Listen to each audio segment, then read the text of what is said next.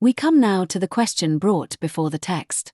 How does the shroud image serve as a transphysical testimony that recognition of the glorified body, and by extension the continuity of covenant family, is preserved and perfected rather than erased in the age to come?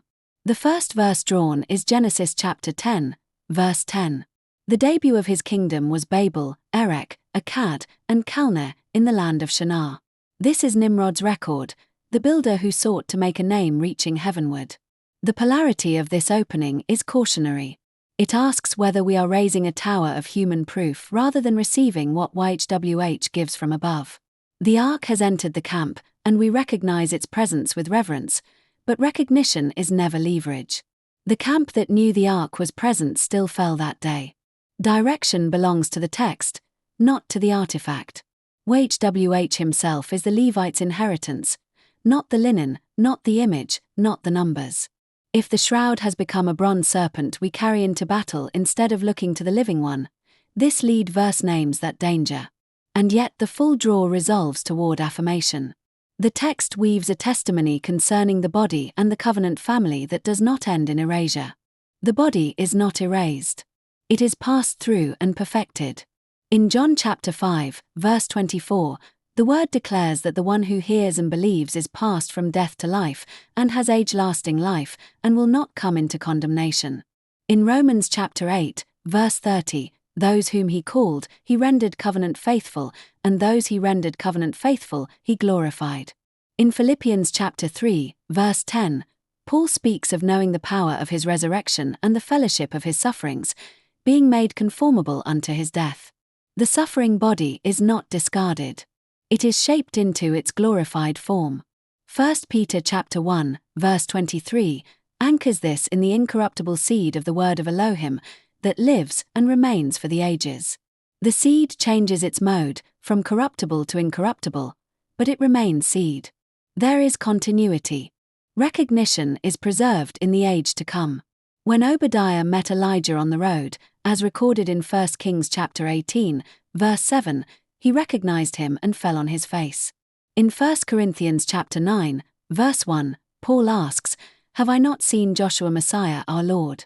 The risen one is seen, identified, known.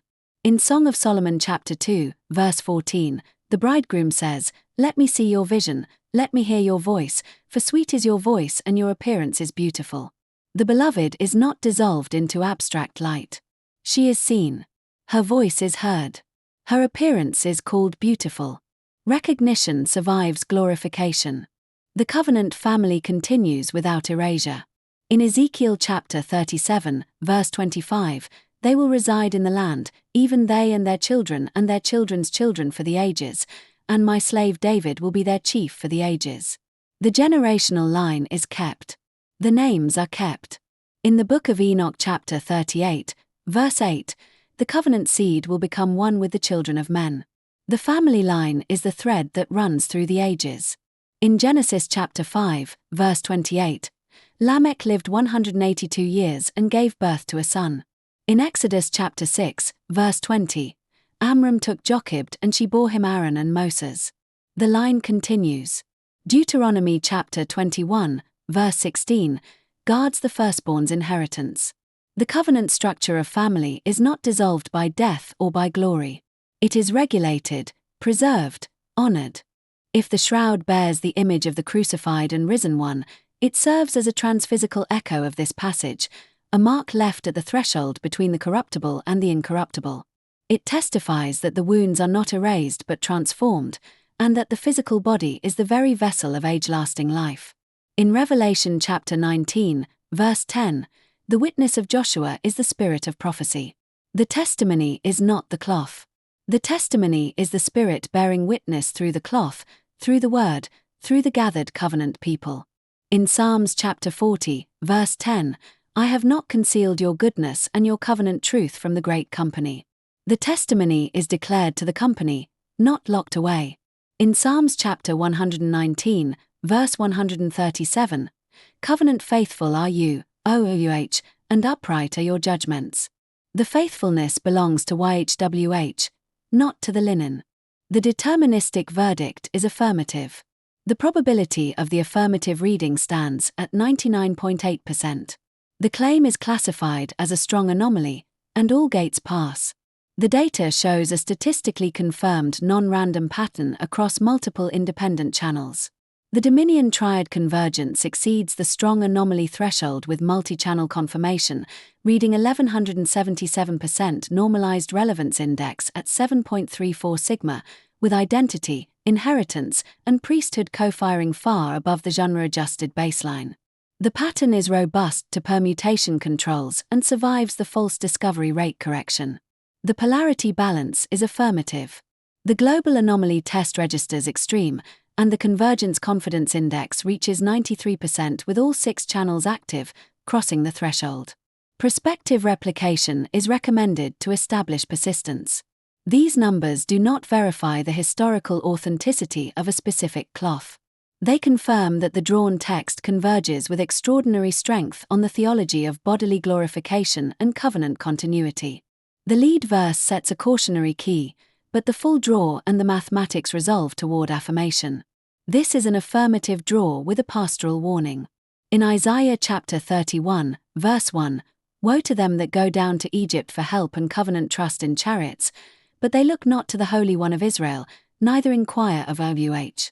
We must not place our trust in the chariot of physical evidence while failing to inquire of the Holy One. In 2 Corinthians chapter 11, verse 4, "If he that comes heralds another Joshua, or another spirit, or another good news, you might well bear with him." Any testimony from an artifact must be tested against the Joshua already heralded in the text. In Micah chapter 7, verse 6, "The son disowneth the father, and a man's enemies are the people of his own house." The covenant family passes through the fire of betrayal before the final gathering. The glorified body bears the marks of that passage. Between the porch and the altar, the answer is this. Yes, the testimony holds. The glorified body is not an erasure of the physical but its perfection. The one who was wrapped in linen has passed from death to life, and the passage leaves its impression. The covenant seed is incorruptible. The family line runs through the ages. The beloved is seen, her voice is heard, her appearance is called beautiful. The image echoes the truth that the wounds are kept and the body is glorified, not discarded.